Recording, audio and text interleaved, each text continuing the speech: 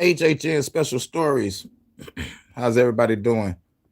Hope everybody having a cool day, cool evening, cool afternoon, and cool night. The Bluetooth device is connected successfully.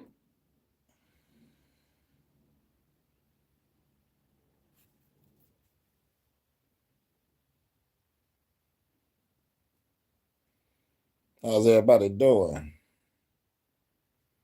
Hold on. Hope everybody chilling. We are live. This is serious. I understand, like, this is kind of funny, but it's serious. Let me go into some serious shit. This because I talked about it like a couple lives. I talked about it on a couple lives. They're doing a study on idiocracy. And then I hope everything works because you know how it is. They fuck with my shit between the hours of 11 and 4.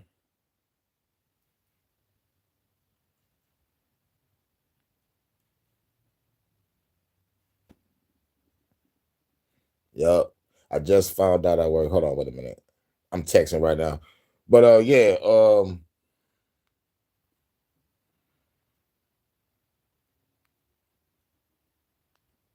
this is real serious. It's about Gen Alpha, and then we're gonna talk about critical thinking. It's it's crazy.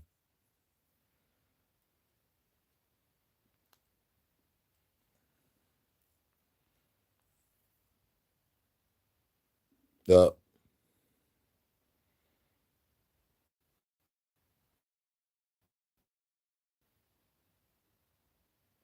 But man. Let me know if y'all hear me clearly. I'm kind of texting and trying to think at the same time. Hope everybody cool. I hope motherfucking notifications went out. It's just like they motherfuckers send out notifications when they feel like it. They don't give a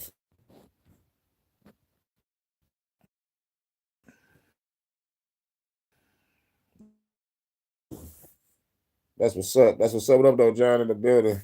My brother from the hood. What's good? MK correspondent.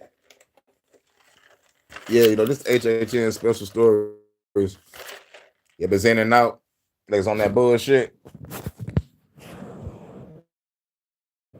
All right, how do we sound now? Do we sound cool now? Do we sound cool now? You at work? That's what's up. That's what's up. Probably on break chilling. Or like you probably got a spot where you can listen in. You know what I'm saying? Shout out there, everybody. That's my homeboy John from the hood. Used to play Gears of War 3 faithfully. You already know. But play this little clip real quick. This is from Star Trek.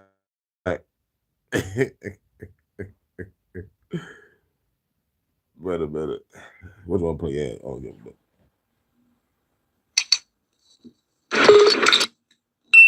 You're saying he changed his face to look like Goldar Hill?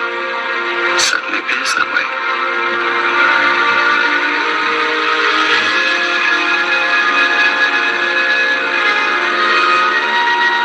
Now, the context of this scene is the criminal is pretending to be somebody that was on some Nazi internment camp shit. The girl that's about to talk to him, consider her like she's a revolutionary that fought against these evil motherfuckers.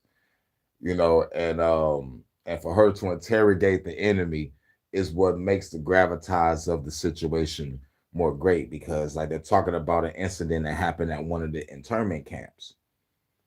It was a ruthless motherfucker there, and the lady Kira, she remembers the shit. So it's like, so like now the truth has come out. She's going to confront the motherfucker, and the scene is so fucking great. It's Star Trek Deep Space Nine, the duet episode. I just wanted to to try to get this out the way real quick. Play a couple both. before I got into the news. You're saying he changed his face to look like Goldar Heel. It certainly appears that way.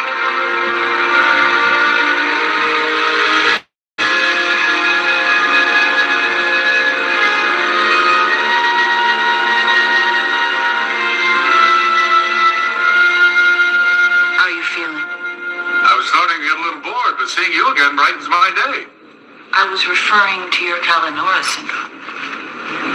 Would you like to see Dr. Bashir? Oh, so that's it. You want to see me writhing around the floor in pain. Cardassian would never put on such a deplorable display in front of a Bajoran. You just don't understand us at all. Beginning to understand a great deal about you. One thing does puzzle me. And what would that be? How you contracted Kalanora syndrome. Do you think that the mining accident affected only the Bajoran laborers and not their Cardassian masters? That would be very nice. So you're saying you were at Galatep when that mining accident occurred? Of course. Why are we going over this again? Because your own progress report shows you were back on Cardassia at the time of the accident. That's ridiculous. Receiving your proficient service medallion. The reports are wrong. I can show them to you. That won't be necessary. I know where I was. Why were you taking a dermal regenerative? I don't know what you're talking about. Then let me help you. 5 years ago, when you first got to Korra. All right, that's enough. Your presence no longer amuses me. Get out. Why did you have your face altered? Security, get this woman out of here. Why are you pretending to be Goldar Heel? Why don't you ask me something intelligent? As for instance, how did I feel when we were withdrawing from Bajor? The answer is I was furious. The thought of leaving any survivors behind was repulsive to me. So while our useless office clerks were packing their precious files, I ordered my overseers to begin slaughtering the laborers. If you felt that way about your filing clerks, why did you take Maritz's name? My plan was to do nothing less than kill every Bajoran in the camp. And to this day, my one regret is that I was not able to accomplish this honorable goal. You're Maritza, aren't you? You mistake me for that bug. That whimpering nothing. Oh, you stupid Bajoran girl, don't you know who I am? I'm your nemesis. I'm your nightmare. I'm the Butcher of Galatep. The Butcher of Galatep died 6 years ago. You're Eamon Maritza, his filing clerk. That's not true. I am alive. I'll always be alive. It's Maritza who's dead. Maritza, who was good for nothing but cowering under his bunk and weeping like a woman, who every night covered his ears because he couldn't bear to hear the screaming for mercy of the Bajorans. Broken.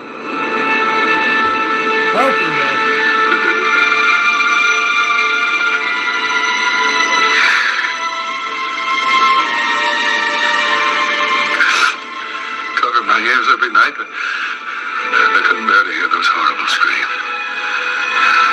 You have no idea what it's like to be a guard. See these horrors and do nothing. Maritz is dead. He deserves to be dead.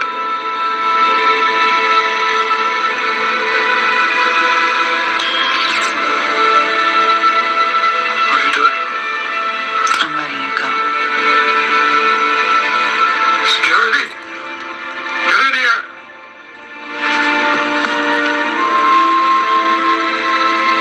You didn't commit those crimes, and you couldn't stop. You! It's the only way! Why are you doing this? For Cardassia! Cardassia will only survive if it stands in front of Bajor and admits the truth! My trial will force Cardassia to acknowledge its guilt! And we're guilty, all of us! My death is necessary! What you're asking for is another murder. Enough good people have already died. I won't help kill another.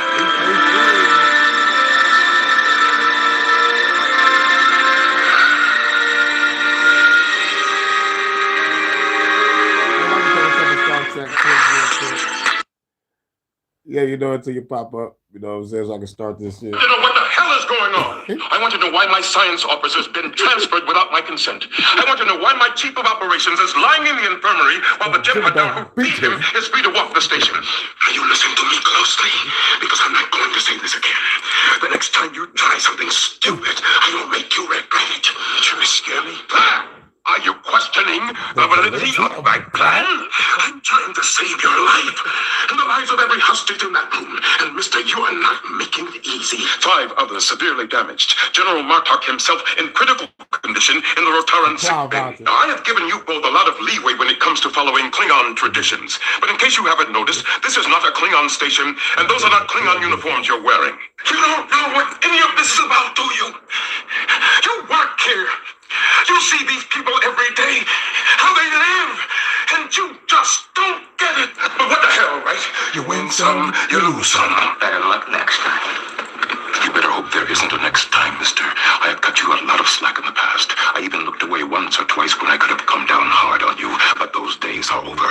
Now, we may not be able to get you for selling weapons, but you so much as litter on the promenade, and I will nail you to the wall. This may all be a game to you, but we take first contact with a new species very seriously, and I don't appreciate... Excuse me, Commander. If you don't stop this, I'm going to call the police. You go ahead, call them! Call anybody you want. They can't do anything to me. Not anymore. And nor can any of you. You're Starfleet officers. Now start acting like it. Have you read Worf's after-action report? Isn't it possible that there were no civilians on the transport Worf destroyed? Isn't it possible that the ship he saw was sending out false sensor images, and that this whole affair was staged, so that the only Klingon officer in Starfleet would be accused of a massacre, and the Federation would be forced to stop escorting the convoys? Tell me, advocate, isn't it possible? And I want to know why the Federation is willing to risk a war with the Romulans to form an alliance with a group of people that we hardly know and barely trust. To hell with you. And to hell with... You killed him. That's what you planned to do all along, isn't it? You knew the data rod wouldn't hold up to scrutiny. You just wanted to get him on the station so that you could plant a bomb on his shutter. You tried to commit premeditated murder. Another stunt like this, and your wife won't have to complain about the conditions here anymore. Do I make myself clear? Are you finished? I haven't even begun. You really want this? Here. Now, yes. Okay. Okay. Let's do it. You were prefect of Bajor during the occupation, true or false? True. And you were responsible for everything that happened under your command, true or false? True. So that means that you are responsible for the murder of a million Bajorans on your watch, true or false? False. I tried to save lives during my administration. Evidence. Try to stay calm, Benny. Look, I'm tired of being calm. Calm never got me a damn thing. This entire operation has been a waste of resources, men, and equipment. The blame lies with the man who ordered the mission in the first place, not the man who tried to carry it out. Now, I know it's hot, we're filthy, tired, and we've got 10 isotons of explosives going off outside. But we will never get out of this if we don't pull it together and start to act like professionals. That was low and outside. The ball was clearly outside. Oh, what the hell were you looking at? You can't tell me that ball was over the plate. What were you doing? Regenerating? In 25 years of duty, I have never been taken off an assignment until now. There is a limit to how far I'll go to accommodate cultural diversity among my officers, and you've just reached it. You're damned right you should have checked. You knew there were civilian ships in the area. You fired at something you hadn't identified. How do you suggest I write up this report? He worked under me for a year and a half. I saw him almost every day. Read his report. Had him to dinner. I even took him to a baseball game in the Hollow Suite once. And I never saw it. Major, shut that thing off. What the hell do you want from me? You want me to give you my permission to cause more suffering and death? Well, if that's what you're after, you might as well pull out that phaser and end this right now, because I will never give it to you. You betrayed your uniform. That future, that space station, all those people, they exist in here. In my mind, I created it. And every one of you know it. You read it. It's here. You hear what I'm telling you? You can pulp a story, but you cannot destroy an idea. Don't you understand? That's ancient knowledge. You cannot destroy an idea. Best episode on television. Don't you? I created it, and it's real. Don't you understand? It is real. I created it, and it's real. You get back in that room, and you shut up. This will never happen again. You're damn right it won't. Now, both of you, get out. You stole the run from us. You stole it just as if you reached up and tore off the scoreboard. You stole it from us. You.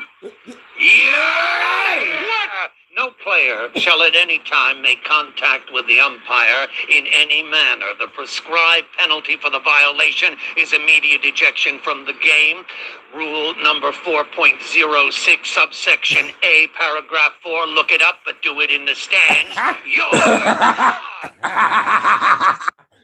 Oh man, I love that motherfucking scene. So like the Philly OG. You already know. We're about to talk about how Gen Alpha is fucked. Now, I talked about Idiocracy also, but we're going to come back to it. Oh, we'll come back to it because I'll talk about some scenes. But I really want to say this because this is creating Idiocracy. Because they already did the study. The study at the beginning of that movie, they done that study. I caught that shit. Then we have college professors talking about motherfuckers is coming in college, not reading or comprehending. My question was, how the fuck did they pass high school? So we're about to get off into Gen Alpha, but this is my UK correspondent Vaughn, so we gotta have another skit real quick. Gotta play another couple skits. We gotta play the Amelia real quick, and then the Matrix, and then we get off into the news. Hi, I'm Amelia. I'm English, and I love England. Okay. I like having fish and chips and a pint at the local pub. I like Shakespeare and Dickens, Tolkien and Lewis, Harry Potter. I like pork sausage and dogs and fashion. Haram! Haram! But I don't like that. Brits are famously polite, but it mustn't mean we're willing to commit cultural suicide. Our institutions, the Church of England, the BBC, are a bunch of queers and nonces. How the bloody hell did we go from Churchill to you git? Sadiq Khan the mayor? This is London, mate, not Afghanistan. Or Star Wars.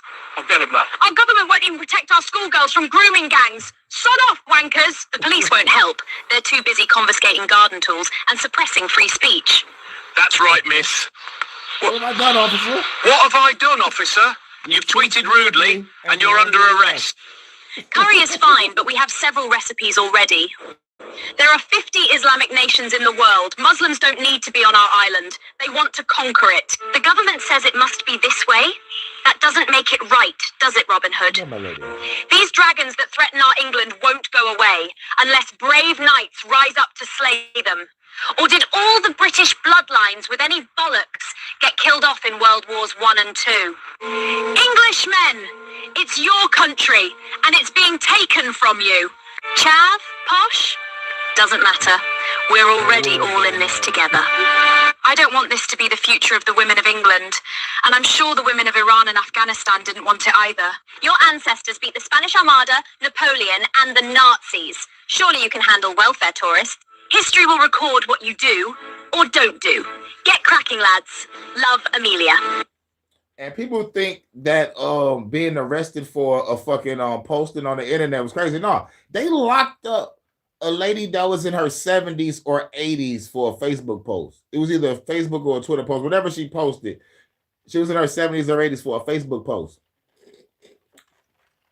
Hashtag Starmer is a wanker. Any news on Starmer, my lady? We over there in the UK with the lovely Vanta. Any word on Starmer? He's still a wanker. Back to the studio. Yep, he's still a wanker. For a living? What do you do for a living? Oh, I'm a model.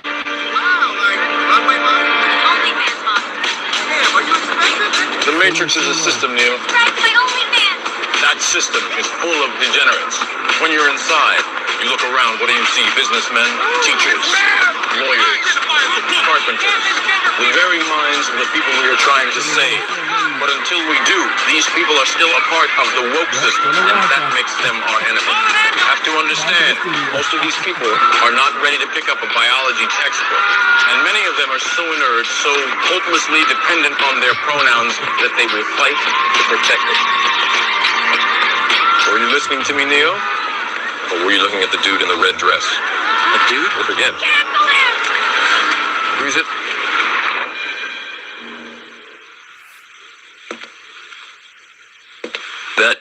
That wasn't a woman?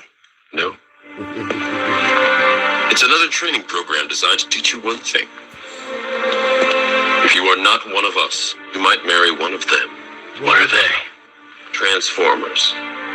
They can move in and out of any gender, regardless of their chromosomes. That means that anyone coming out of the female bathroom is potentially a ladyboy. Inside the Matrix, they can identify as anything, but in reality, it's just delusion. We have survived by hiding from them, by running from them. But they are the Diddy parties. They are guarding all the doors while they are touching all the kids, which means that sooner or later, someone is going to have to fight them. Someone. I won't lie to you.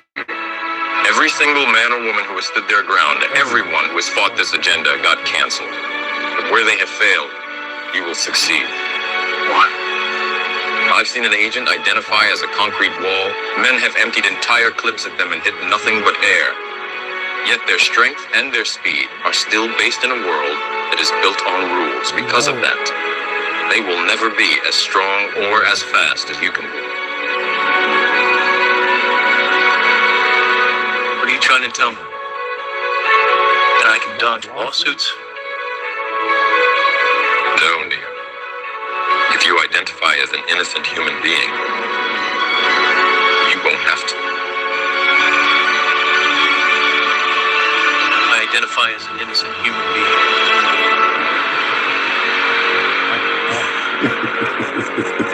That shit is fucking hilarious.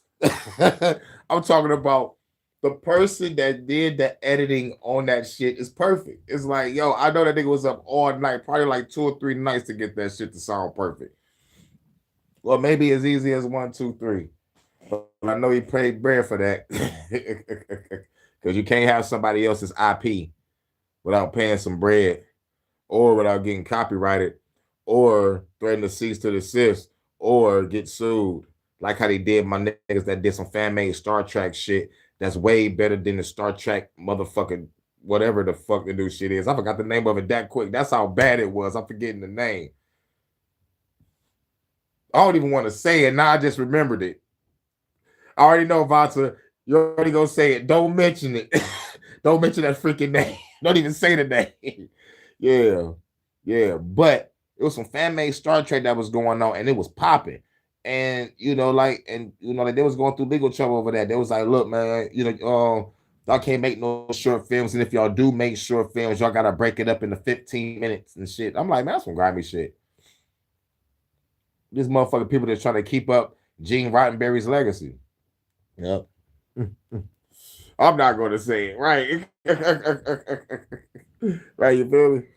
But we're about to talk about Gen Alpha.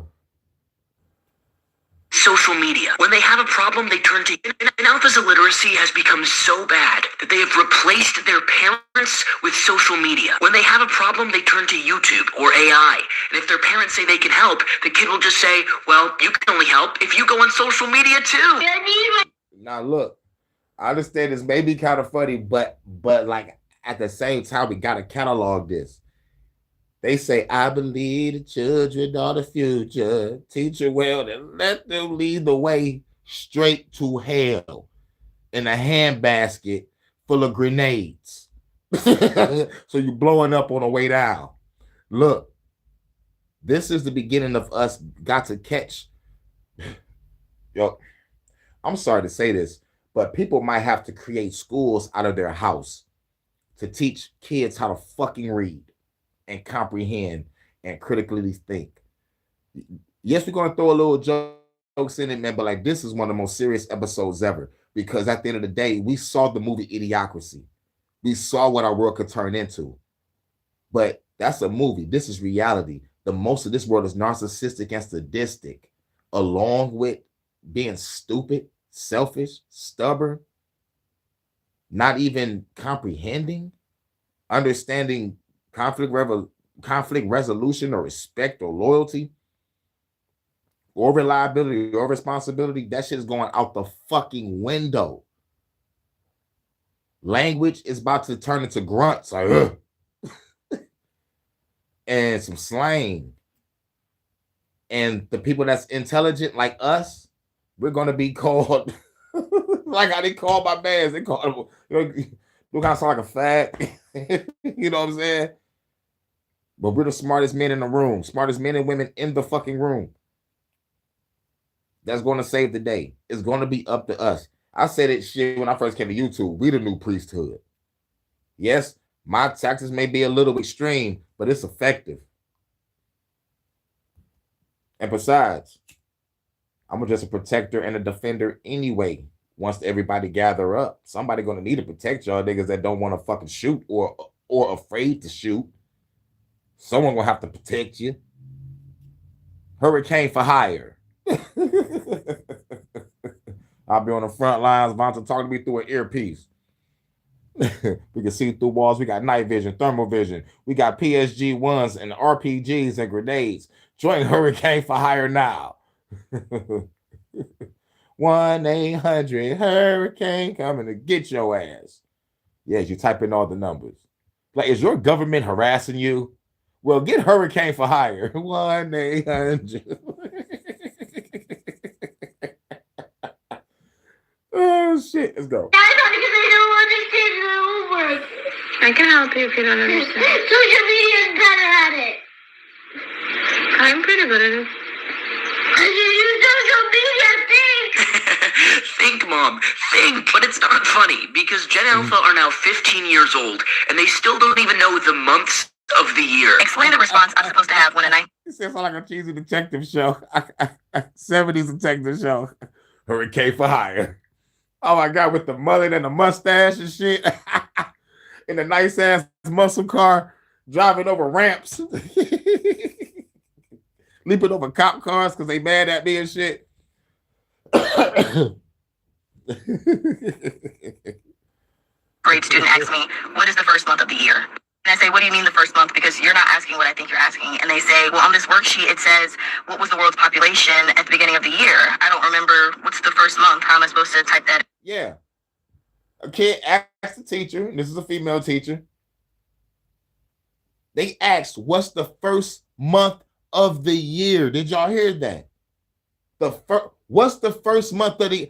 If kids are asking teachers, what's the first month of the year, Gen Alpha is fucking cooked.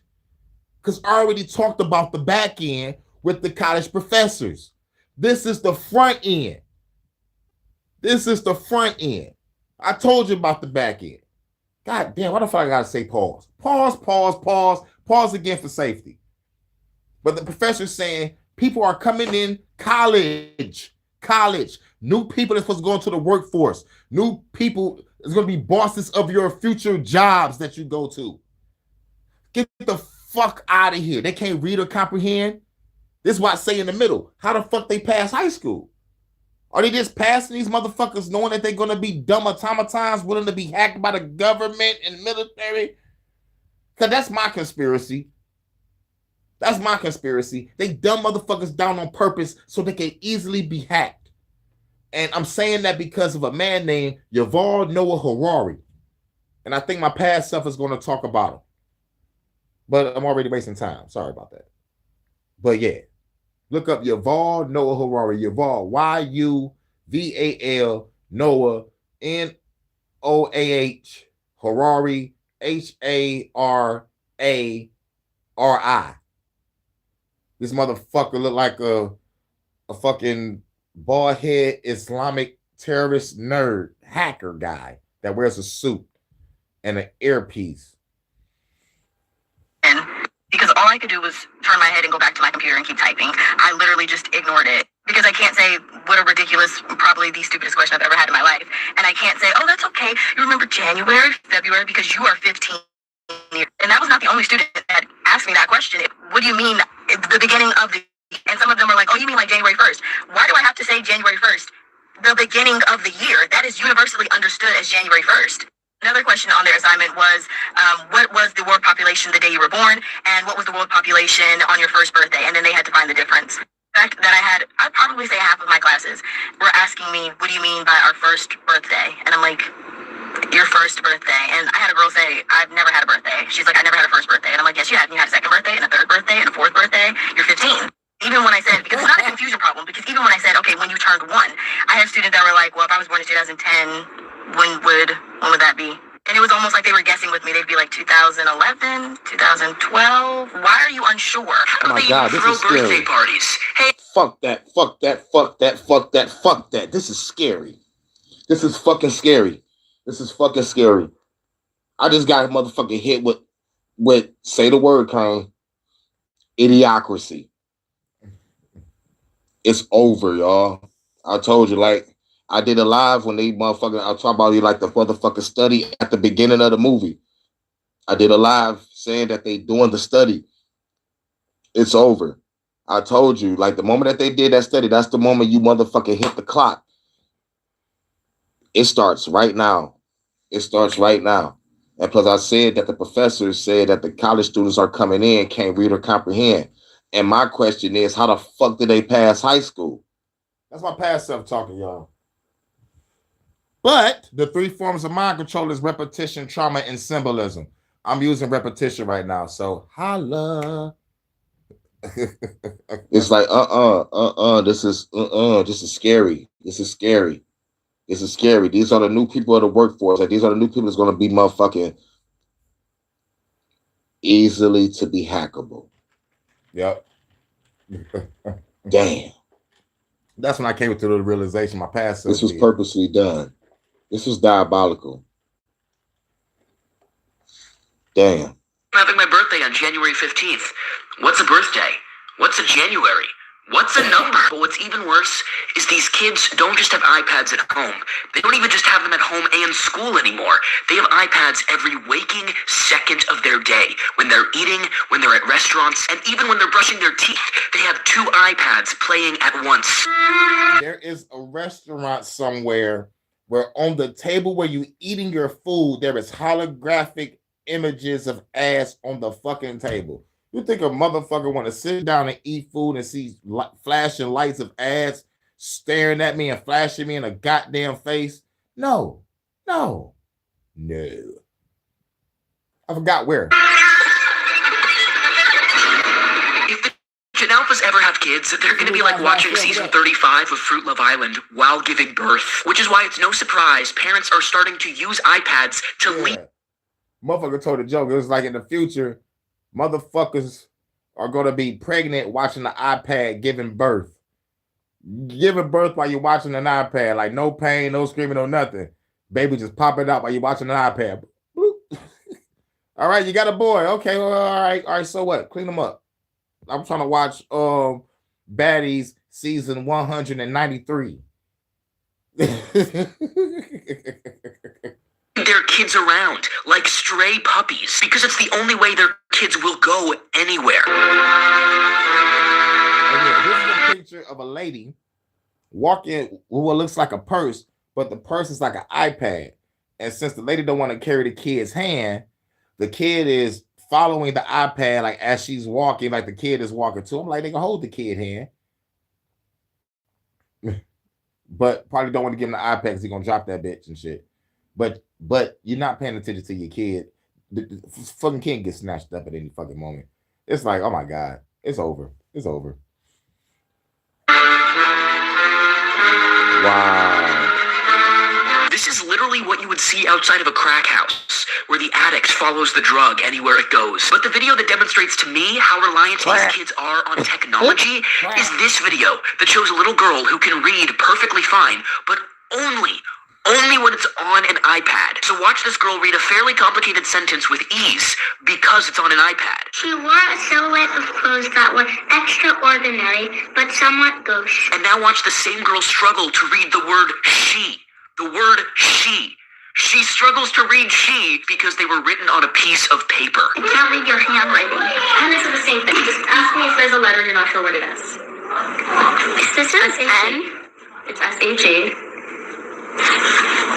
I can't read your handwriting. Now, from the little girl perspective, if you're giving her the benefit of the doubt, some people write chicken scratch, all right? But she is a 3-letter word. Now, I say if it was a 4 or 5-letter word, I'd give her more benefit of the doubt because motherfuckers write like shit. But if a motherfucker can only read clearly on an iPad and not on a piece of paper, now you see why it's scary. Now you see why we cooked. If everything is about to go digital, paper is about to be obsolete. And I said that the moment rappers was motherfucking writing verses on their cell phone.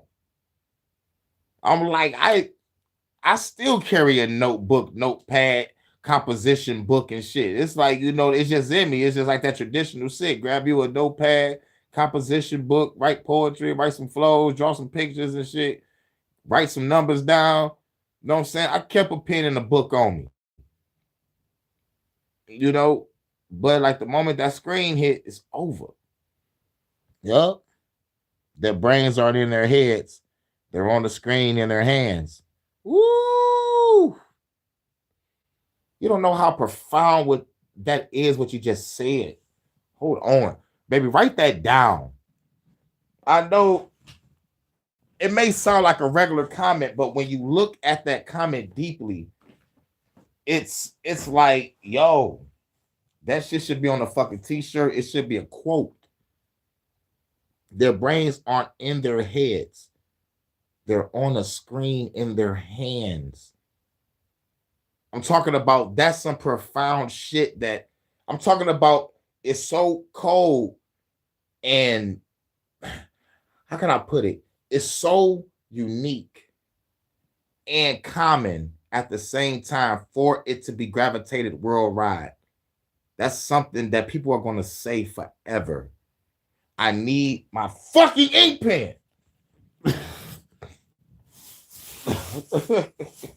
Fuck it, baby. Just write it down. You know, write it down, hold on to it, and send it to me in the fucking post. What the fuck is my fucking... Fuck it. Raymond, normal. We have never seen anything like this. Can you imagine if Michael Phelps was only able to swim in his backyard pool and in every other body of water he drowned? That's what we're dealing with now. Boomers used to lament that kids can't write in cursive anymore. Kids can't write anymore. Right, kids can't write anymore. Y'all took away cursive. That pissed me off. I'm like, nigga, like we have to learn this shit. And now you taking it out of school? But I like certain cursive handwriting. Writing, these kids can't think anymore. They're literally outsourcing their thinking to AI. Look at what happened at a school the other day. So yesterday, only 3 students show up to the newspaper club that I co-advise. The other advisor asked them, do you want to stay and work on your stories? She said, I'm going to run to the bathroom real quick. You 3 decide, just let me know when I'm back. As soon as she leaves, one of the students pulls out his phone and he picks it up and he goes, should I stay for my club today or should I go home? Wow. And I said, did you just ask that to ChatGPT? And he said, no, don't worry. It's Gemini. My kid's like, hey, don't worry, it's not ChatGPT. It's Gemini. You dirty Jew. It was Grok. That's a hilarious excuse. No, I was doing methamphetamine. I was doing He just called that bitch a dirty Jew. Who the fuck is this guy?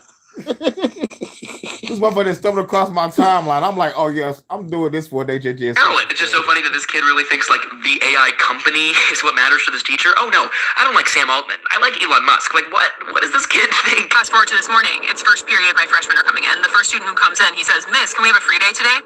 I said, well, you would have to do something to earn a free day. And he said, okay, how could we earn a free day? And I said, I don't know. Why don't you think of something that your whole class could do that would really impress me? Something that would earn you a free day. And you let me know and I'll consider it. And so he pulls out his phone and he types in, how to earn a free day. And then he starts reading me AI slop that makes absolutely no sense because there is no context. This kid asked ChatGPT how to earn a free day from his teacher who was right in front of him. He's using ChatGPT in situations that absolutely does not apply. Kids outsourcing their thinking to ChatGPT is like having ChatGPT lift weights for them and thinking that they are going to gain the muscle. Is this terrifying? Yes. But it's also... Thank you. He said, is it terrifying? Yes. I paused this shit a couple minutes earlier saying this shit is scary because I thought of Idiocracy. I'm about to add the movie WALL-E of how the human race was in WALL-E. If y'all don't want, check out WALL-E and look at the human race. Really, really sad. I might actually get emotional playing this next video. Today our writing prompt in our first grade classroom was, if you could create a holiday, what would it be and what would you do and what would you eat? And one of them really surprised me and broke my heart all at the same time. And the holiday this child chose was... The holiday this child chose, and I want y'all to listen to what this child chose. If there's any holiday that y'all can create, this child was on point with it. And, you know, and I see why it broke the teacher down. Much love, Jewel from Gotham City. New York City.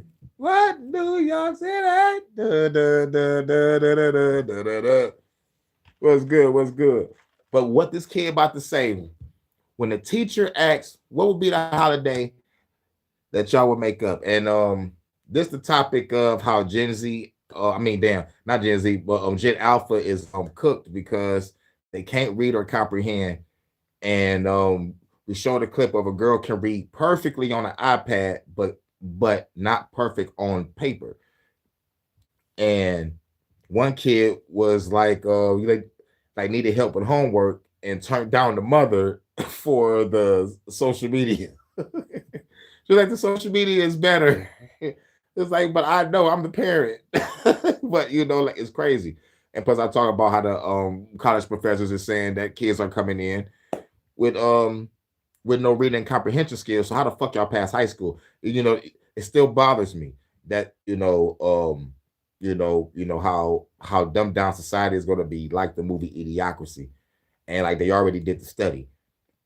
But when the teacher asked, what will the holiday be if you created one?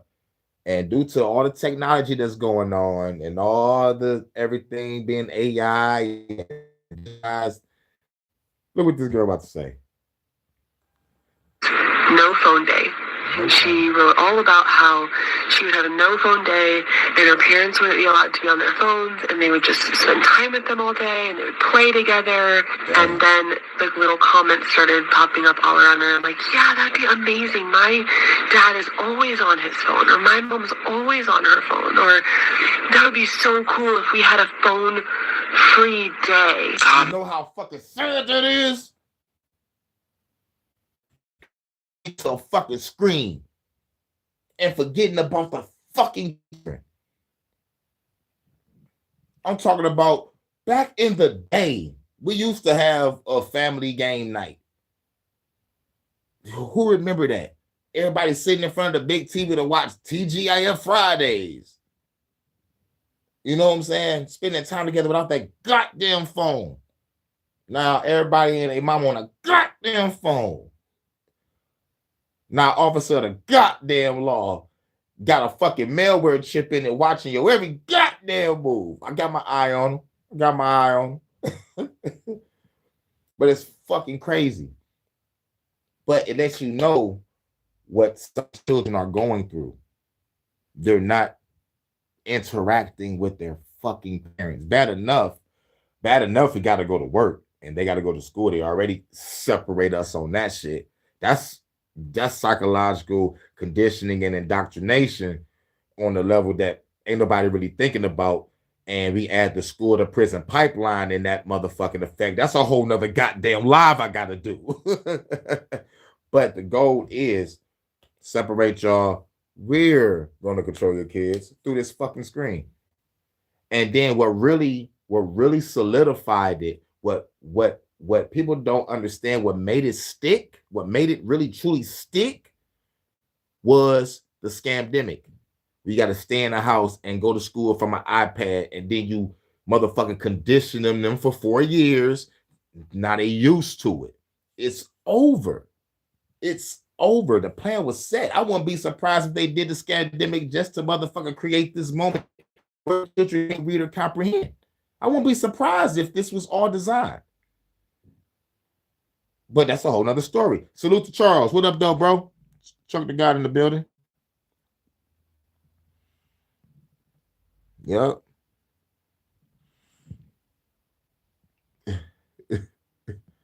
You know, shout out to everybody, eyes wide shut in the building, Charles in the building, and my UK correspondent, Vonta. But yeah, Charles, you're talking about how Gen Alpha can't read or comprehend. Some kids can only read on the iPad and not read on paper, and some kids only won't help if it's from online. One kid just recently just asked Gemini, what can I do to get a free day in school type shit to a teacher. And what you also missed was a student coming up to a teacher saying, what is the first month of the year?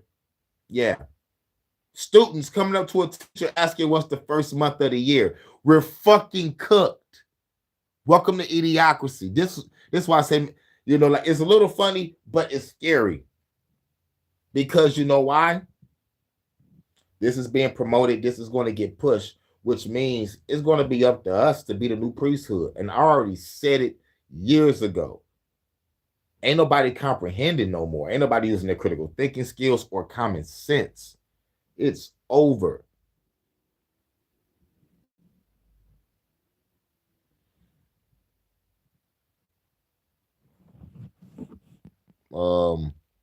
Yeah, family TV is a thing of the past now. Sending them to their rooms isn't a punishment anymore. Right. You know what's a punishment? Taking that goddamn iPad. Have you heard a motherfucking kid scream till their lungs collapse when you take away an iPad? That bitch will make a banshee die. You know what I'm saying? Banshees is scary. You know what a banshee is. You know what sexy ass Sindel from Mortal Kombat is. You know what I'm saying? Make Sindel motherfucking go sit back on the throne like, oh, fuck that. What the fuck was that, a kid? That was a kid? And what happened? Took away his little electronic device, my lady. Really? What the fuck is this? They call it an iPad, mother. And this, taking this away from a child makes him scream louder than Sindel? Yes. And Sindel can get it. Especially the Sindel that played off of Mortal Kombat Annihilation. She was like, you will die. I'm like, that was a sexy ass shit. That was a corny ass line, but that was a sexy ass bitch. Corny ass line, but a sexy ass chick. You lucky you hot. But I hate this fucking movie. Mortal Kombat Annihilation sucked garbage juice. She was like, you will die. And yes, I want to say this. I want to get it out the way. Katana got the jawline of a dude in that movie. I was more a fan of Sonya than Katana. But when I saw Sindel, I was like, damn.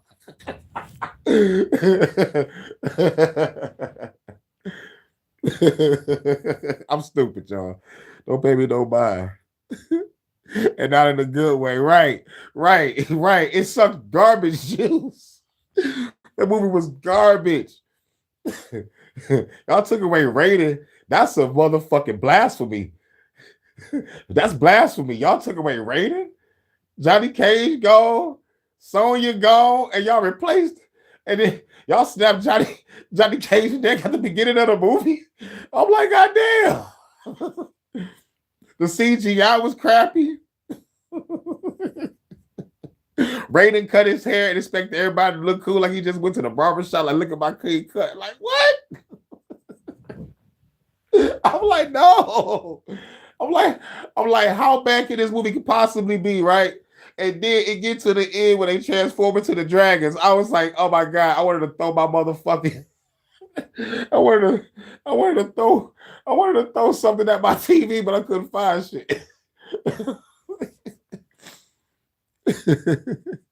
Flawless victory. For real. And even the hardest of hearts looking at that video has to pause and say something's wrong here. I hope even Gen Alpha Defender number 7 looks at that video and realizes that we are failing our youth. We are failing each other and we are failing society. And I'm not okay with people denying the problem anymore, because I'm not okay with little kids going to their kindergarten teachers and saying that all they want is for their parents to get off their phones. And actually, all I want is for parents to get off their phones and spend time with me. And going back to what I said about how they really truly implemented psychological conditioning for it to happen. What's the scamdemic? Keep you in the house and you're going to school from an iPad. But what was also going on at the time was that faggotry with that fucking drag queen story time and the drag queen shows, and firing teachers for not complying when a student wants to identify as a goddamn bunny rabbit or a fucking dog or a fucking cat. I'm talking about teachers that are actually getting fired for not responding to a child acting like a goddamn animal, knowing darn well I'm not speaking in dog language. I'm not writing dog language on the goddamn board. What's this? Woof, woof, woof, woof, woof, woof, woof, woof. A, B, C, D. Which one is the A, the B, or the C? Because it's wolf on the fucking... Get the fuck out of here. That pissed me off. Bad enough I'm pissed off that athletes get paid more than fucking teachers do. You know, that shit just really just, oh my God, I should just motherfucker would blow up a fucking NBA stadium. Allegedly. I know y'all hearing me, FBI, CIA, NSA, DOJ, NSA, the MI6, MI5, KGB. Come on, man. Tell Putin to hook a nigga up with some asylum if I gotta leave this bitch. Y'all did it for Snowden. Hook me up. Hey, yo, Cuba.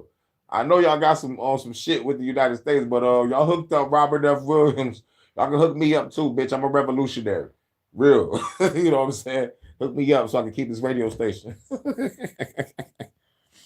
You might have to drop the link in Hurricane Community.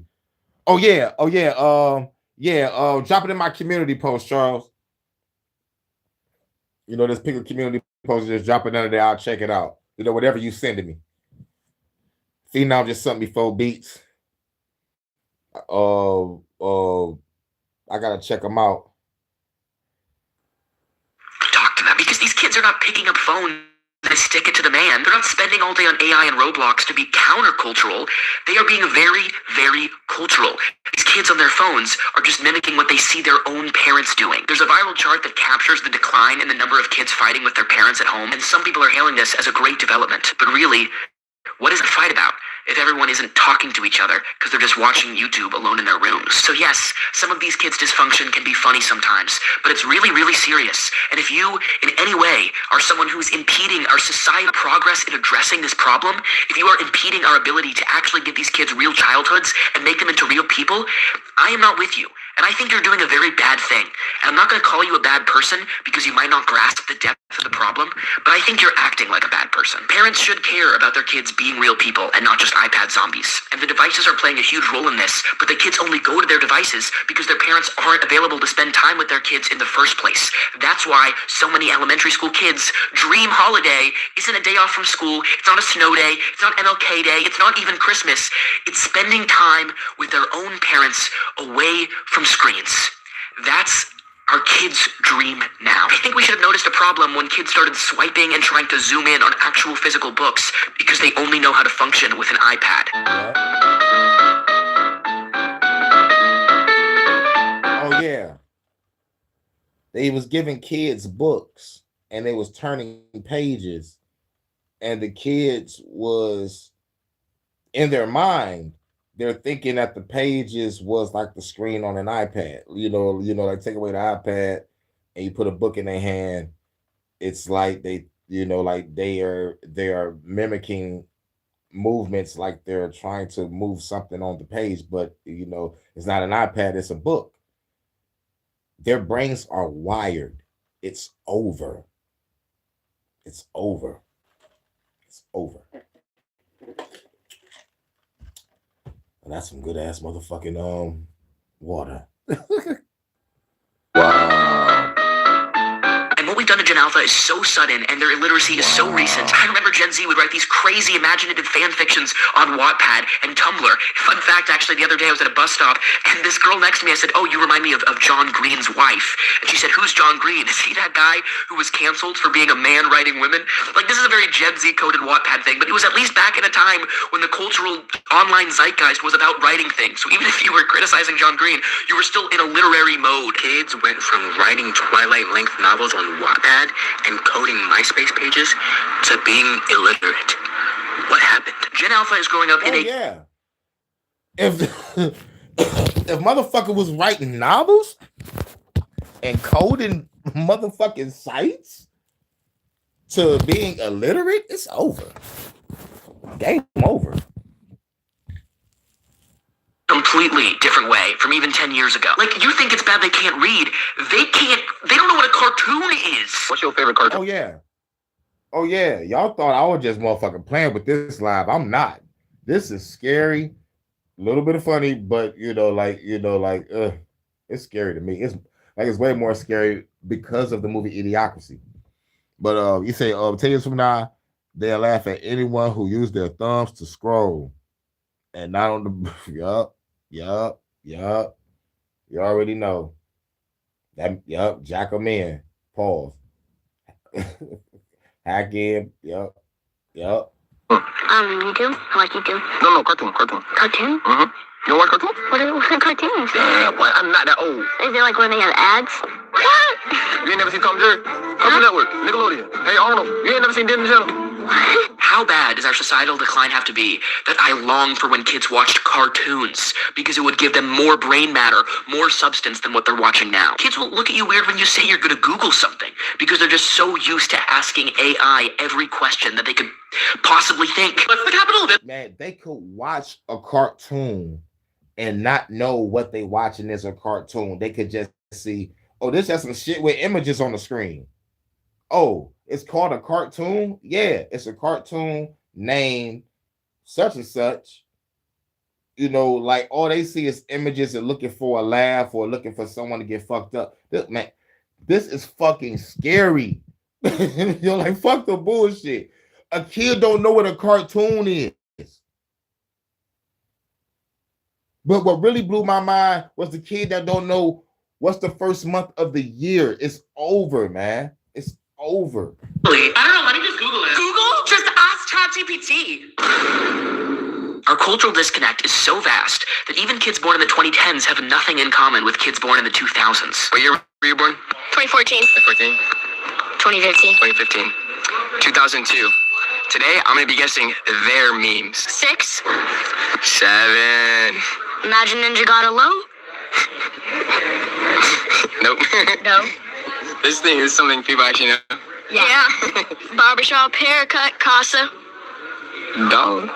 Quarter. Super close. Super That was close. a good guess. Super close. 40. 1. Is that you? Told me this one yesterday. Yeah. Italian. Ice. Nope. No? Italian brain rot. Kaboom. Kablow. Choom, choom, choom, choom, choom. Ching. I have no idea. There's a major divide already with motherfuckers in the motherfucking Netherlands. Oh my fucking God. It's over. It's over. Charlie. Nope. Let me tell you something. Rich T, Cosmon Cal, me, Sean, Low Key, Ellie. What's the other lady that came through with her daughter? I forgot. We all from different fucking walks of life, different generations. We can connect. You feel me? There's a connection, like yes, we're separate by generation, but there is a connection. What's going on now is there's no connection. And I'm talking about like these new Gen Alphas are like right after these motherfuckers that are just talking. It's like, they're right there. It's like, how can the community, it's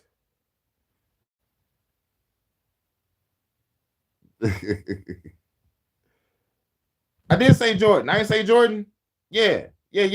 Jordan too. Because he's the youngest.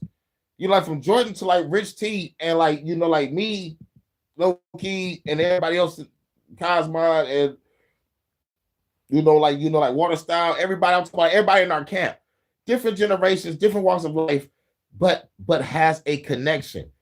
There's no connection with Gen Alpha and the last people that was before them. It's crazy. It's crazy because like, who's going to teach who? This is why I say we are the new priesthood. It's like, like we are the shamans and gurus and masters that's going to help these new motherfuckers learn how to read, comprehend, critically think, and use fucking common sense. But the last thing we're going to tell them is everything is in you. It's going to be up to you to even want that. Otherwise, you're going to be a fucking robot for somebody. Berber. I don't know. Sorry about that, Jordan. I keep on thinking you in your motherfucking 20s. I keep on thinking you in your fucking 20s, bro. I keep seeing the word 26 in my mind. Let's see, what else do we got? Ledger probably knows all. Ledger, come here. Come over. Just finish it. Trololeo.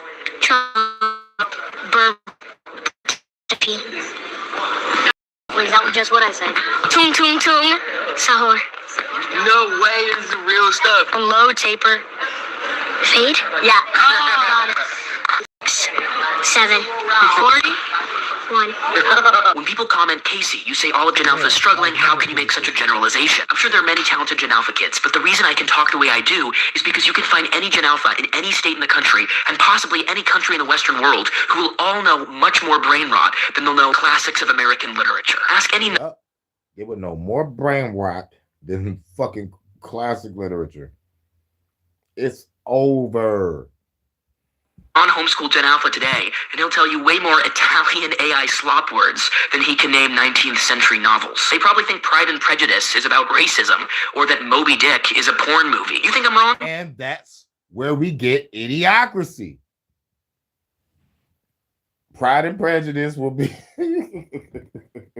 It'll be some race shit. What's Pride and Prejudice? Is that some race shit? It's like, no, it's a movie though. And Moby Dick, he'd be like, oh, nigga, you gay. You gotta say pause. Pause. Everybody say pause. You know what I'm saying? But yeah, they'll think that's a motherfucking porno or something. But no, it's a book. It's a fucking book. Now, don't get me wrong. I disagree with the name too. I disagree with the name too.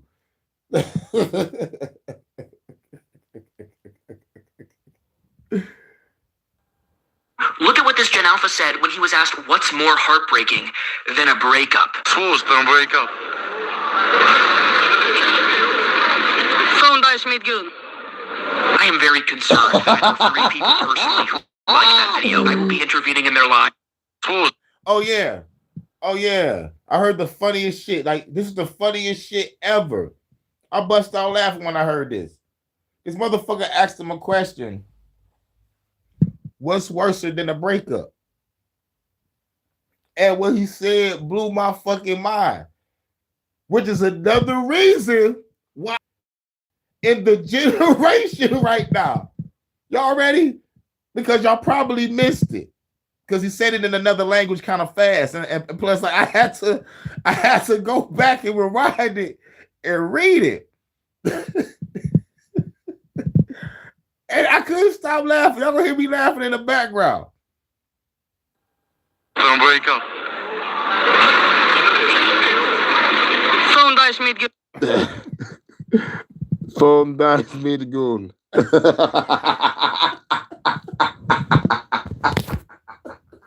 The phone dies mid goon.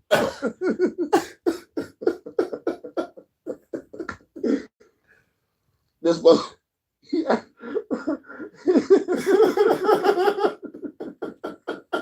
Phone dies mid goon. So, what's worse than a breakup is your phone dying in the middle of gooning.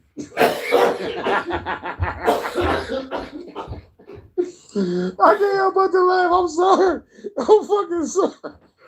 I am very concerned. I know people personally who liked that video. I will be intervening in their lives. That ain't the funniest shit ever. Increasingly siloed, brain rotting world of Gen Alpha is why parents can embarrass their kids like this. Excuse me, please. Oh my god.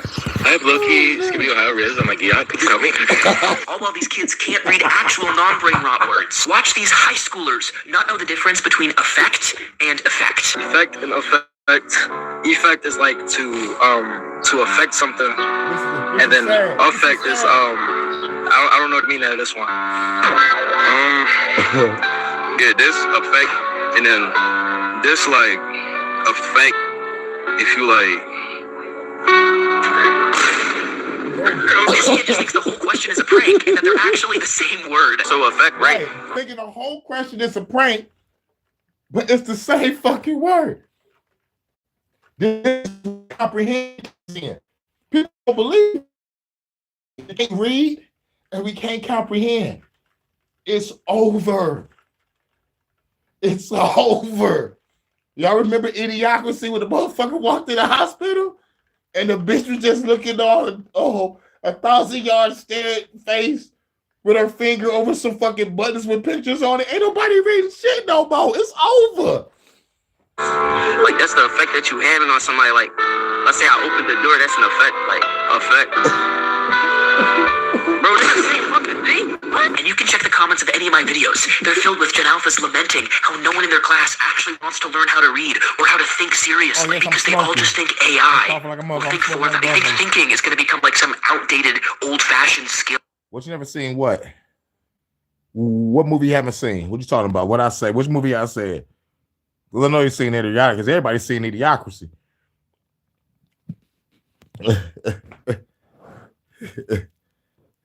You never seen it, man. You better have seen Idiocracy. Everybody talk about it. And everything gonna be good too. You didn't see it? Man. All right, Eyes by Shell, you cool. But Jordan been in the camp forever. You know how long we've been knowing each other and everybody always referenced it, even low-key referenced Idiocracy. He had one of them on his album, on motherfucking album songs and shit. And you still haven't took time out to watch it yet. When I say check out that movie, people should be going to go check it out. But watch Idiocracy. But real shit, pay attention to the beginning of the movie. They did that study for real in real life. I covered it on the HHN. But it's gonna be cool. It's gonna be funny. But just pay attention to what's going on and pay attention to the mental instability of the fucking society. It's over. But I was about to shut you cool. Yeah, check it out. Now, like the thing about it is, it didn't get promoted, and I understand why. Because like they was aiming for that decline to happen. Yep, about to watch it today, promise. That's an order. Make it so. But yeah, you know, like it's a great movie on motherfucking. It's like it's a satire on the decline of society. And what happens if it's like unmanaged and it like be fucked up? I promise. Idiocracy. Like horseback riding. But let me calm down because I'm fucking crying laughing right now. This is my password. Oh yes. Oh yes. I'm still thinking about what that Russian kid said. What's worse than a fucking breakup is your phone dying in the middle of you gooning. That's fuck. It's like the breakup don't mean shit. That's what makes it extra funny. Because your phone dying is worse than a fucking breakup. It's like it's too fucking funny. It's too fucking funny. It's too fucking funny. But you gotta think like, yo, this is the decline of society. Ain't nobody gonna give a fuck. It just like motherfuckers get together, fuck, leave each other. Get together, fuck, leave each other. Get together, fuck, leave each other. Phone dies mid-goon. No. But look, here's the scary part. Just like I said, salute. No, what up, though? Playing with the transgender shit, with the drag queen story time, putting all the fruitcake shit and the gender politics in movies, video games, TV shows, and best-selling novels and comic books. This was not for us. It's for them. Yuval Noah Harari. Look him up. He said calling humans hackable animals. Only way you can be hacked is if you dumb these motherfuckers down to the point where they don't know shit and they rely on AI. This is not for us. We're going to be the resistance against this shit. But our children has already been. Woo! It's over. And leading to the idiocracy part, that's just motherfucking extra icing on the cake. Basically, I'm saying like we already lost. We already lost. This is because the parents are not really monitoring their children and teaching them. Shout out to all the parents that homeschool their children. Because that's what we're going to have to do now. I recommend it. Otherwise, your child will become one of them Duracell batteries. I wanted to be like Morpheus from the Matrix to turn the human body into this. I won't lie to you, Neo. If you don't take care of your fucking children, the government will. And they will identify as a concrete wall. I see men shoot entire clips and hit nothing but air.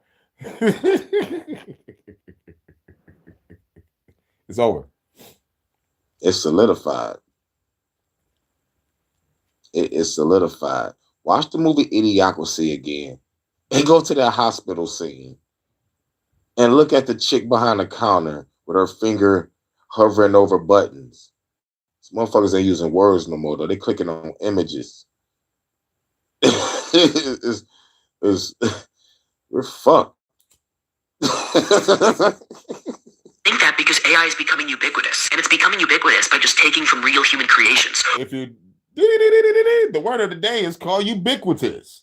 Are you going to use that in one of your lines? Yes, I'm going to use it one day. Ubiquitous means it's everywhere. For those that don't know what ubiquitous means, it means it's everywhere. You know, ubiquitous.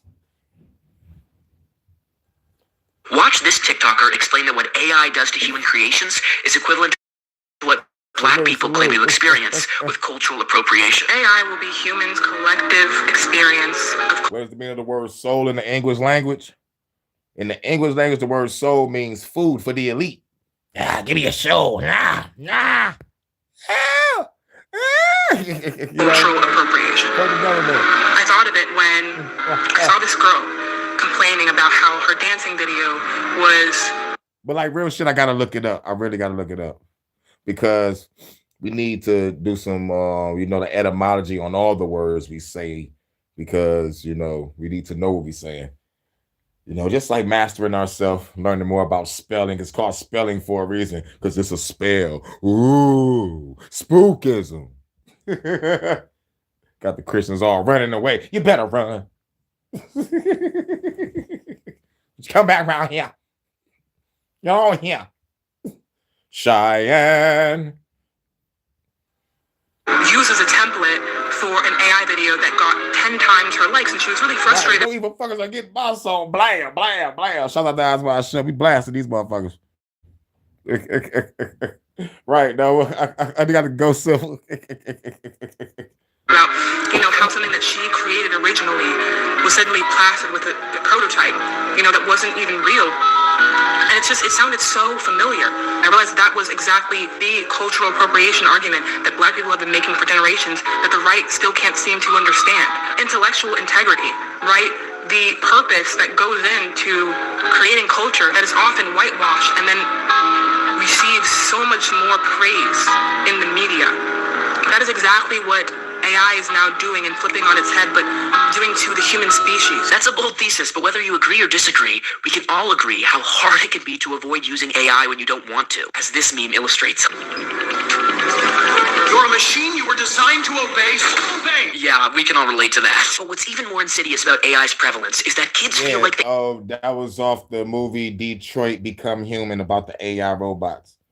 You are a fucking machine that's designed to obey. Now obey. You know what I'm saying? have to dumb down their writing and maybe even commit spelling errors on purpose just so their teacher doesn't think they're using AI. AI lives matter. That is fucking hilarious. That's fucking hilarious. That's a t-shirt too. And I guarantee you it'll be out in no time. In no time. But you got to be the one to do it. You got to trademark it. But you got to play the game as the AI defender. But do it for the money. Do it for the money. Do it for the money. As a matter of fact, do both. Do both. Have a AI Lives Matter shirt and have an AI Lives Matter with the red circle with a check mark in it. So you control both sides of the motherfucking field. Yeah, but you gotta put the stores in two separate locations, and they gotta be far away. You gotta be on some prestige shit. Or was it the Count of Monte Cristo? I'm not really sure. I hope I'm not mixing up movies. But those some good ass fucking movies. Check out the movie The Prestige and the Count of Monte Cristo. That shit was woo.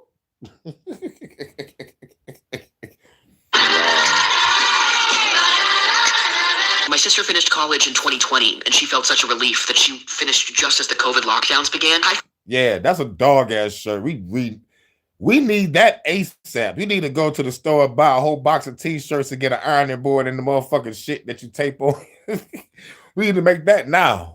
Finished college in 2026, like 2 weeks ago, and I almost feel the same way about the AI revolution, that I got out just as school became completely AI-ified. Because now, kids who don't use AI because they actually want to learn feel like they're falling behind all their classmates who just cheat and use AI. Do you know how... And if those kids that feel like they falling behind because they not down with AI, they down with our traditional method, they're going to feel bad about themselves. They might get bullied and shit. Ain't going to defend themselves, and they're going to join the resistance. Like, I'm not down with AI. I'm not down with it either. Welcome to the resistance. You know, it's going to be crazy. It's gonna be crazy, and then once the AI fuck up and probably kill some important figure during the accident or something, it's gonna be humans versus AI, and then that's when I'm gonna have to tell y'all to watch the Animatrix. We love the Matrix so much, but you watch the Animatrix, it'll put everything into perspective on what caused the machines to kill us all. It's our fault. Spoiler alert. How hard it is to not use AI when all of your other classmates and even your professor is using AI to grade your work, and your other classmates are just cheating their way through absolutely everything.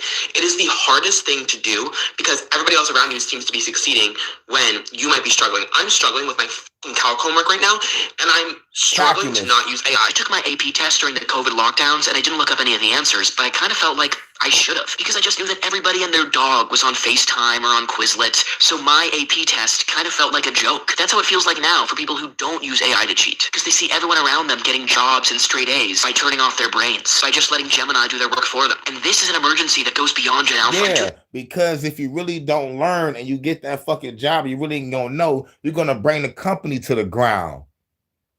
That's another thing that's gonna happen. These motherfuckers cheating on these motherfucking shits and really knowing, and then you get the dog ass job where you're supposed to know, you're gonna bring the company down. It's over. Extension Alphas to the rest of us. It's because they're growing up in this environment and they have parents who are enabling it. Gen Alpha's parents are literally making sure they don't learn anything at school. The parents are stupid too. All tea, no shade.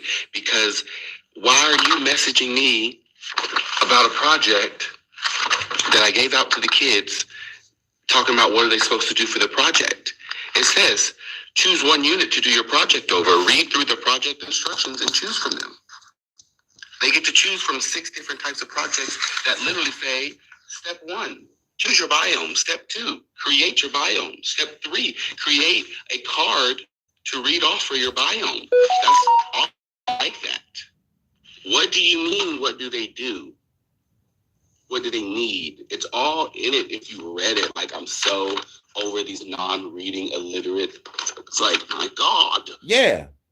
Now, this is a teacher getting a letter from parents talking about how the fuck you do this. What? Oh, yeah. Y'all thought I was going to talk about the kids? No, we got to talk about the parents, too. They can't fucking read. And I did a fucking live saying that there's a stat showing that there's grown motherfuckers reading and learning on the 8th grade level. Like, what? Like, wait, what? It's over. Read! And then these incompetent parents send their kids out into the school system where they can't sit still and make brain rot sounds all day long. Just noise in general. It is. Yeah. Going back to Idiocracy, slang. What was their language? It said slang, grunting, something, and grunting. And some other shit. Just making sounds. It's over, man. It's over. Constant, no matter what I'm doing. I could be doing direct instruction. They could be working with partners by themselves. Whatever. It is constant. Whether it's this, or the tapping, or just random noises that they make all the time. 6, 7, 6, 7. Like, why can you not be quiet? Or grunt. Like, the overstimulation is just to a max. I can't even deal. Not only that, they've got the stupid fidget toys that are making noise. And then when they're not doing that, Gen Alpha's pulling these like bullshit aura farming pranks.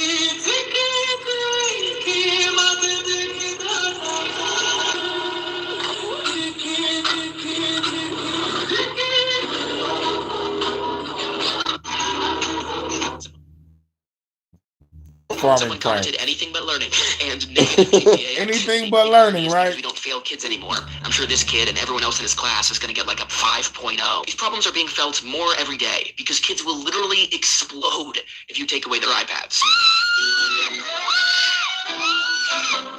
What I say? Because Gen Alpha cares so louder much than about Sindel from Mortal Kombat. The real world, they have no human interaction skills. They will just stare at you and not know how to have a conversation. Why are they so rude? They lack any social skills. The way that I see them interact with workers, like just ordering a coffee, oh my God, they have zero spatial awareness. Like, they will just stand in a crowded doorway, not aware of everyone that's trying to get around them. This teacher isn't mincing words. He said every teacher in elementary schools now are special ed teachers, both figuratively because Gen Alpha can't read, and literally because every Gen Alpha has like a reading accommodation because of how many learning problems they're facing. I don't think.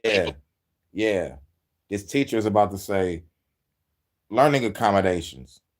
So if you got, oh my God, I feel sorry for motherfuckers that got like 20, 30 kids in their class and they all need reading accommodations. You got to teach people 30 different ways instead of everybody collaborating on one way of thought and understanding the class. This is pressure on teachers. So much. are talking enough about how every single teacher now is a special education teacher. You're telling me that I have a class of 30 students, 17 of them have an IEP, so I have to figure out how to teach that lesson 18 different ways. Kids don't know the difference between choose and chose, quiet and quite, smart and dumb. Hearing people talk about how kids in this That's generation fucked up. Quiet and quite. You don't know the difference between choose and chose. It's over. It's over. cannot read anymore. It reminded me of an assignment that I got in my English class. Keep in mind, I'm a junior in high school. This is a HHN special story, all right, because motherfuckers, everybody's in special ed. This was our assignment. Are we serious? I wanted to get that out there. Kids were getting answers wrong. They were getting some of these wrong. This is elementary level work. Oh my God. Like, I should not be able to take a nap in my English class and still pass with like a 95, I think. I should be up and doing work. You think that's bad? Well, those kids are practically Nikola Tesla compared to watching these high schoolers try and tell time. Dude, I've never seen one of these before. I'm used to digital, man. What? I've seen a clock before. No. 7:12. Sure. Is it 12:10? Now, I don't want to believe this one. I want to call bullshit. Because ain't nowhere in the fuck Gen Alpha haven't seen a clock before. But a motherfucker is showing these people a clock and they can't tell time. Now, I remember at one point, I didn't know how to read a clock. I learned, I think I was like, 10 or 11 when I learned, because I found it to be weird and I wanted to learn. And I learned, but now kids can't tell time. They used to digital. They got to see a number and nah. Our ancient ancestors charted time by the stars and the fucking sun and shadows. That was the first fucking clock, I think. But now it's over. 12:10. 12:09. Oh my God. Yeah, you're close. No Rothschild left behind. 2:09. Okay. Why would it be 9:02? Why would we be in school at 9:02?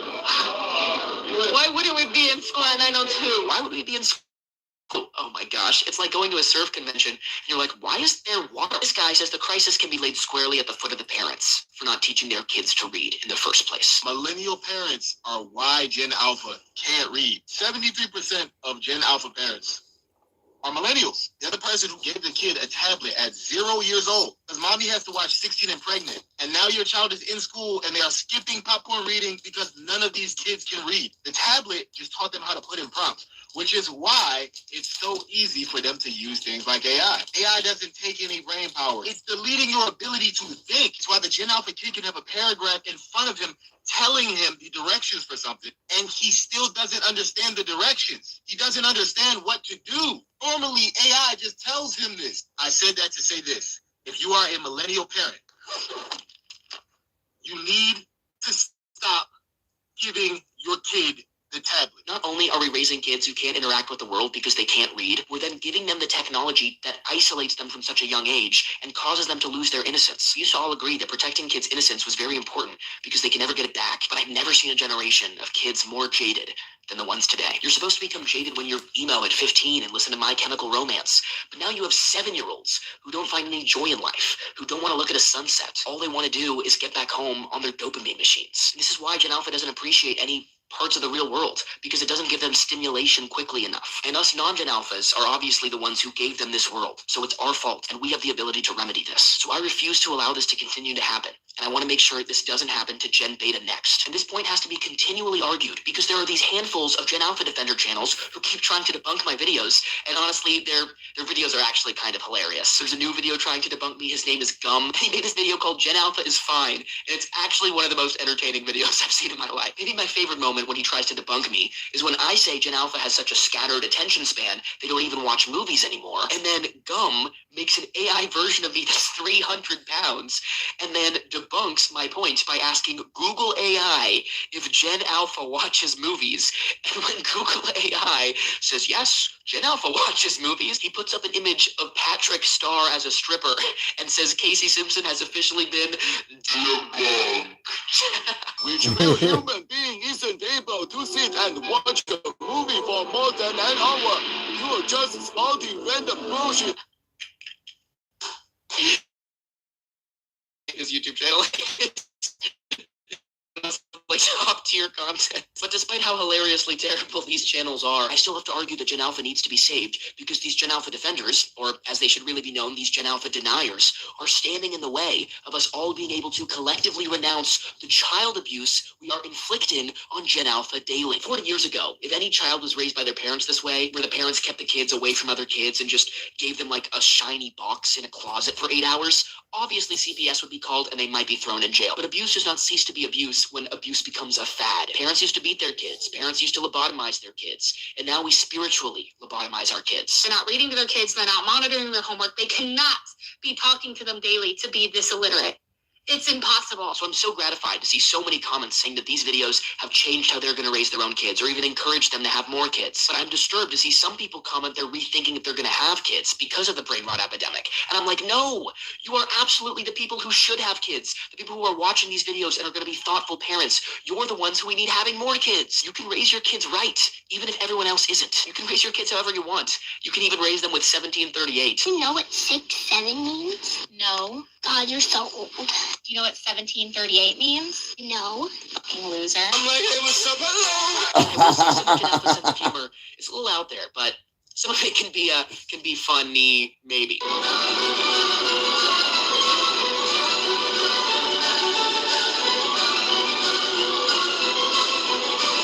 I forgot what was going on. I know it's some Gen Alpha crazy on the shit. Brain rot. You don't want to transform into an alpha in the middle of class. That video is insane. And it has 2 million likes because everyone recognizes Gen Alpha's insane alpha, sigma, tralalero, brain rot. A lot of people have been asking me if this problem's only in America. It's not only in America. The problem goes as far as India. Damn. Okay, work, job, hustle, popular. Right, that's just what the fucking Fabian Society was to say. I covered the Fabian Society on the HHN special story too. So what's that meaning? Weird, strange, Ohio. Isn't that a state? Although brain rot might very well be worse in America, and something contributing to the problem is that we never trust our kids to do anything on their own. They're always supervised. So watch what happens when this woman decided to send her 7-year-old to get Chick-fil-A on his own. No phone. No way to communicate with me. I can't see if he's in trouble. Oh my gosh, he did it!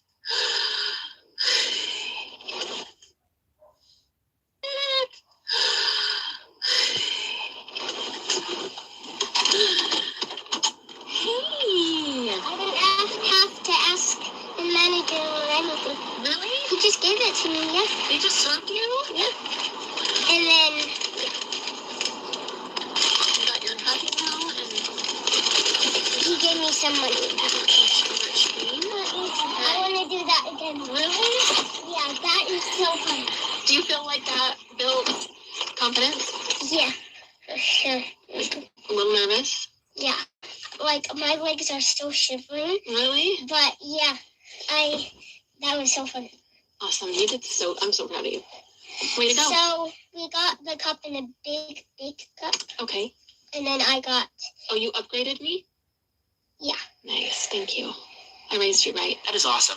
You can tell how much the kid enjoyed it. He's just beaming. This mom demonstrates you don't have to raise your kids the way everybody else is. I hope we all wish that if we lived during great injustices of the past, we wouldn't have participated, that we would have stood up for the Catholics in apartheid Ireland, or stood up for the child laborers in 1880 San Francisco. I'm not saying this is the same thing, but I'm just saying we now have the opportunity to do the right thing, even when everyone around us in society is doing the wrong thing.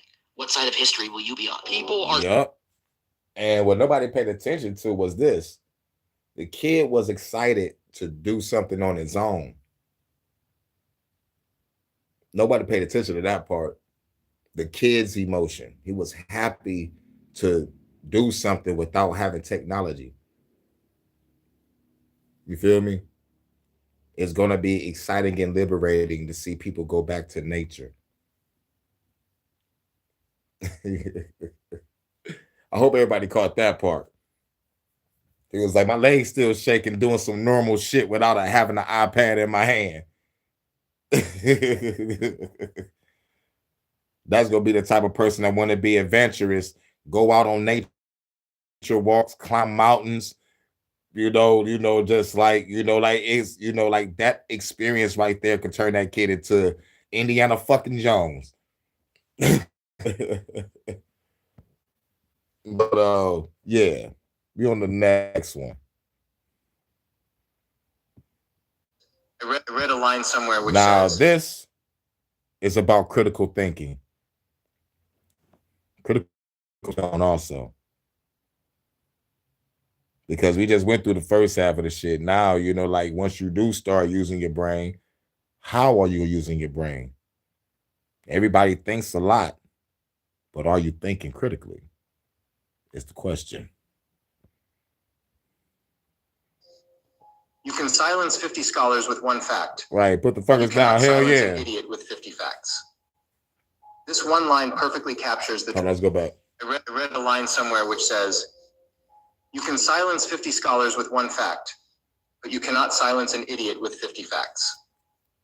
This one line perfectly captures the tragedy of our age. Because when critical thinking dies, collective stupidity naturally rises. In such a world, everyone is convinced they are right, and everyone else is wrong. Opinions grow louder than logic, and emotions grow stronger than evidence. But the real question is, why does this happen? Why is critical thinking dying faster in our time than ever before? That is exactly what I will explore in this video. But before we can understand why it is fading away, we need to step back for a moment. We need to ask, when did critical thinking first emerge in human history?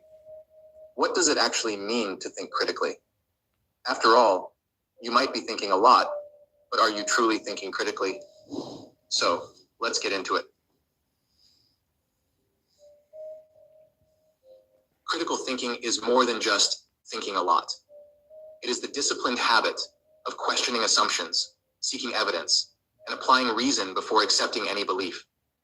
In simple words, it is the art of not being fooled by others or by your own mind. Its roots stretch back over 2,500 years to ancient Greece. The philosopher Socrates pioneered a method of probing dialogue, now known as the Socratic method. By asking sharp, uncomfortable questions, he exposed contradictions and weak foundations in what people thought they knew. He reminded us of a timeless truth. The only thing I know is that I know nothing. This humility, admitting ignorance before chasing clarity, is the very foundation of critical thought. But Socrates paid the ultimate price for his relentless questioning. His life. In 399 BCE, he was accused of corrupting the youth and disrespecting the gods. His insistence on independent thinking threatened the comfort of society, and he was sentenced to death. From there, thinkers like Plato and Aristotle carried forward the torch of reason, building the framework of logic, inquiry, and skepticism. Centuries later, during the Enlightenment, philosophers such as Immanuel Kant called on humanity to rise from ignorance with the motto, sapere aude, dare to think for yourself. Voltaire and others championed the same spirit, challenging dogma and celebrating reason as the bedrock of progress. Critical thinking became the cornerstone of science, democracy, and innovation. It was long considered the mark of an educated mind, the ability to examine claims, weigh evidence, and cut through illusions. Of course, critics also emerged. Friedrich Nietzsche once accused Socrates of overvaluing reason, warning that an obsession with questioning could drain life of its richness. Yet despite these critiques, the legacy of critical thinking has endured. It remains the freedom to ask why, to go beyond the surface of appearances, and to search for clarity in a world clouded with noise. But today, we are witnessing its decline more than ever. And why this is happening is what I'm going to discuss now. We live in an age where every answer is just one click away. At first glance, this feels empowering. We have the wisdom of the world in our pockets. But the reality is far darker. We are drowning in information, and the human brain was never built to process this flood. Psychologists call it information overload, when data bombards us faster than we can reflect, forcing us to take mental shortcuts. Think about it. If someone asks you to calculate 56 plus 87, do you pause and work it out, or do you instantly reach for your phone? Most of us choose the shortcut.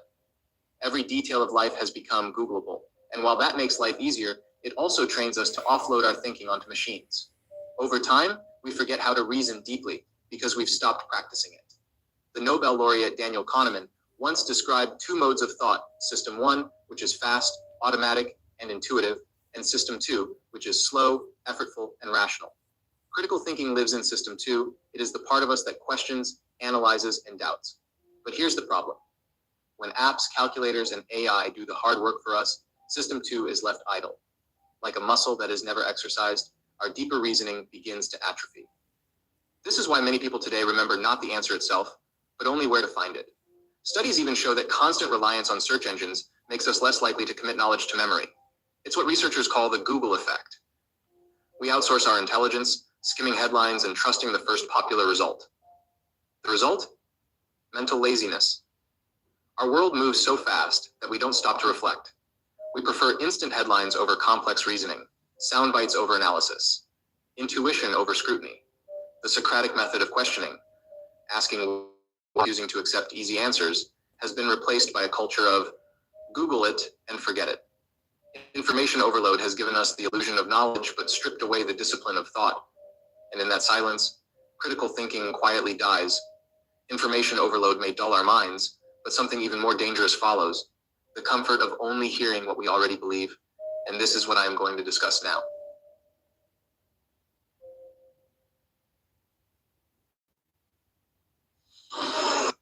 If information overload weakens our ability to think, echo chambers destroy our willingness to think. In today's world, we live inside countless tribes, political, religious, cultural, or even based on hobbies and interests. Human beings naturally seek out people who agree with them, but technology has magnified this instinct to dangerous levels. Social media algorithms now track every click, like, and comment, then feed us content that matches our past beliefs. The result? We end up surrounded by opinions that sound just like our own. This is the echo chamber, a place where we only hear our own voices echoed back at us. If you believe A, you will rarely encounter a strong case for not A. Over time, the mind gets lazy. It accepts whatever confirms its worldview and dismisses the rest as fake, biased, or stupid. This is confirmation bias, the mental shortcut that prefers comfort over challenge. And in an age of endless digital tribes, almost everyone is trapped in one. What's worse, echo chambers are not just found in conspiracy groups or fanatical cults. Even skeptics, atheists, and self-proclaimed rationalists can form closed circles where their assumptions are never questioned. When the group's opinion feels safe, our deeper reasoning, our System 2, goes silent. Instead of questioning, we conform. The effect is groupthink.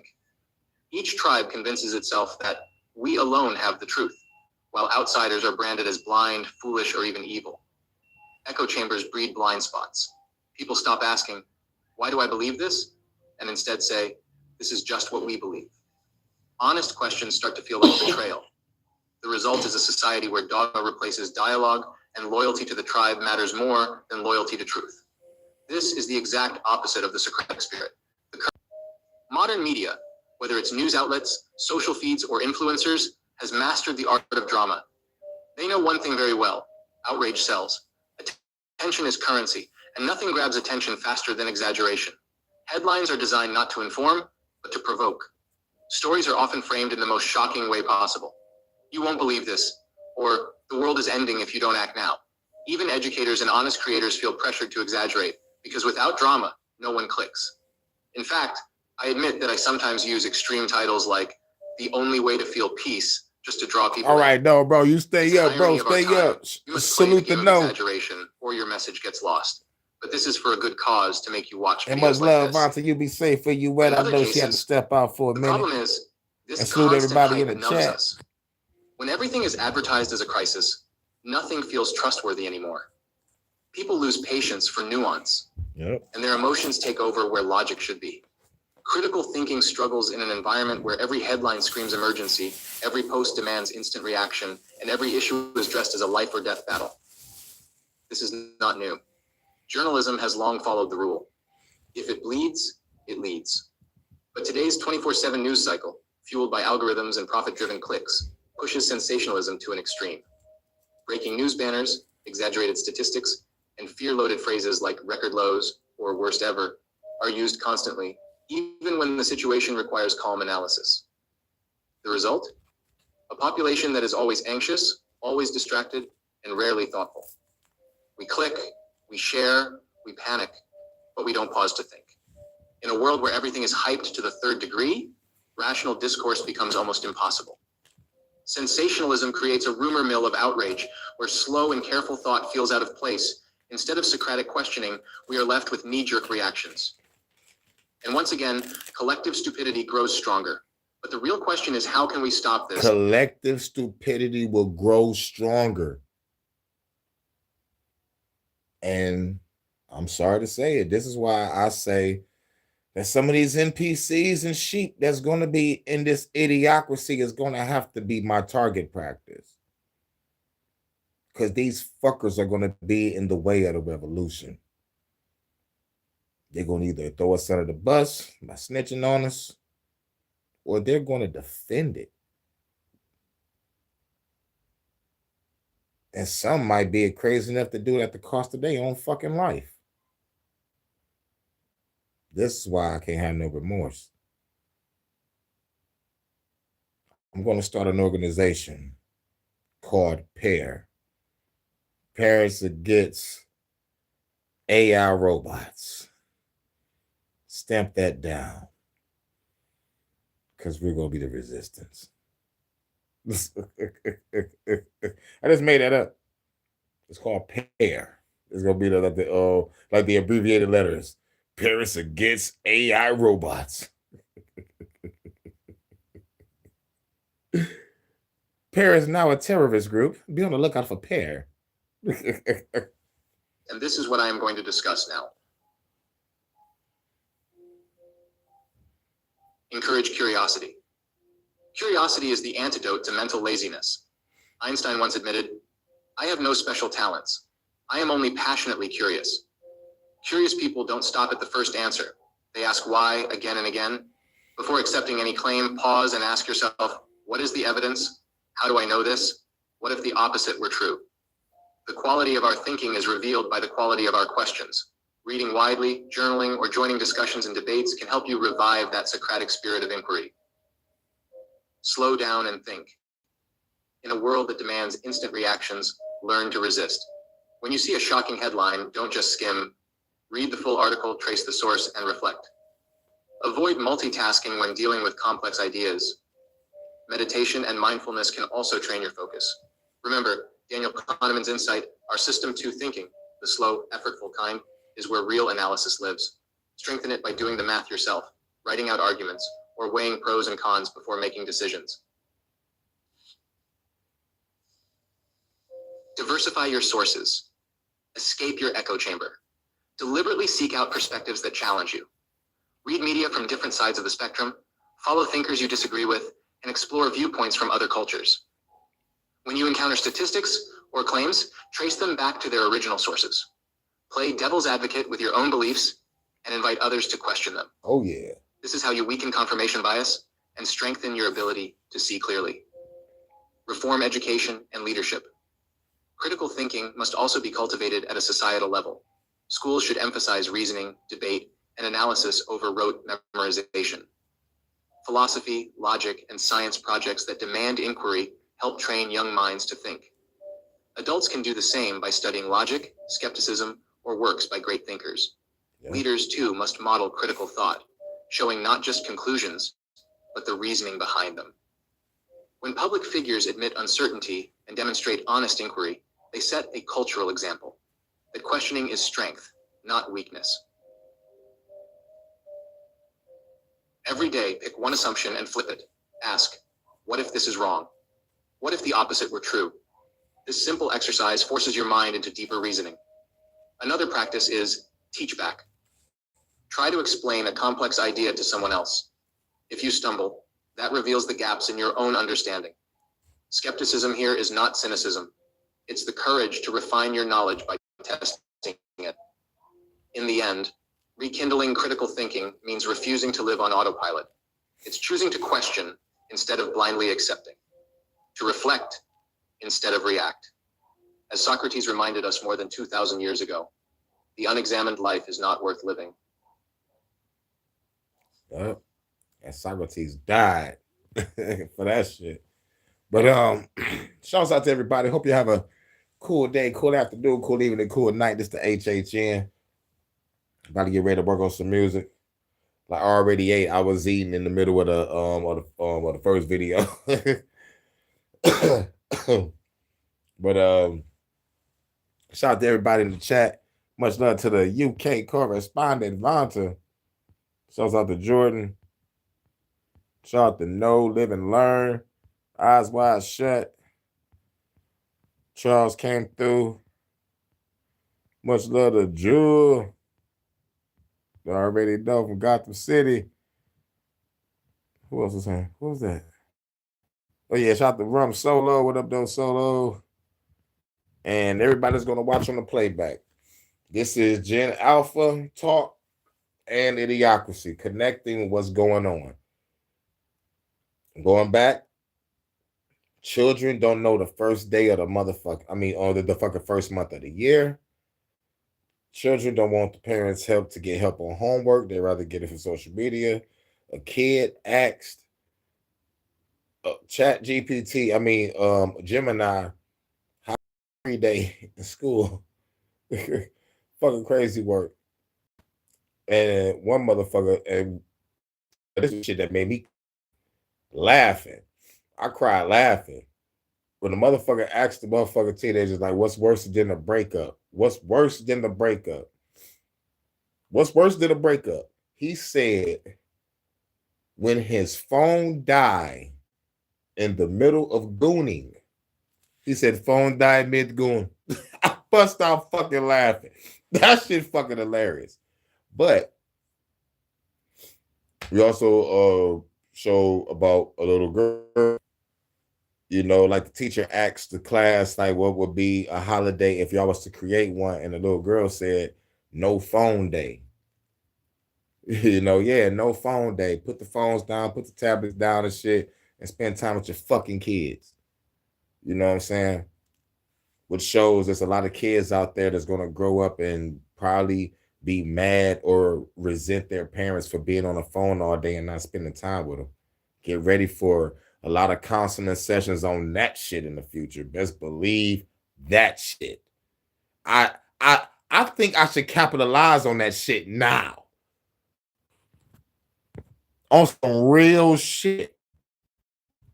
This is Hurricane thinking about the future. That's all I do, think about the future. While everybody talking about the past. Fuck that. I need to capitalize on this. There's going to be a lot of kids growing up like, my parents stayed on the phone. My mother used to watch this shit called Baddies. It's going to be Baddies, season 60. But anyway, man, shout out to everybody. Hope everybody have a cool day, cool afternoon, cool evening, cool night. I'm off of work, so I'm about to work on some music. Rolling up this blunt, about to see what Phenom sent me. Oh yeah, Charles sent me something too. I hope he sent it to my I hope he sent it to my community post. I can be able to check it out. And yeah, I'm just working on music for now.